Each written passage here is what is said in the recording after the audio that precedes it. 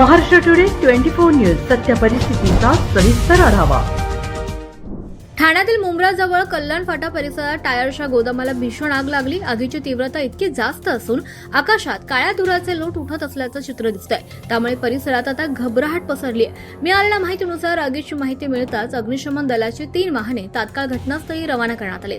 अग्निशमन दलाचे जवान सध्या आग नियंत्रणात आणण्यासाठी प्रयत्न करतात।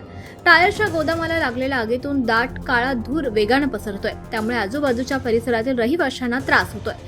या घटनेमुळे कल्याण फाटा रोडवर वाहनांच्या लांबच लांब रांगा लागल्याचं दिसून आलंय। त्यामुळे वाहतूक कोंडी सुद्धा झाली आहे। पोलीस आणि प्रशासकीय पथके घटनास्थळी दाखल झाले असून वाहतुकीची परिस्थिती नियंत्रणात आणण्याचं काम सुरू आहे। आजूबाजूच्या परिसरातील लोकांना समस्यांना सामोरं जावं लागतंय।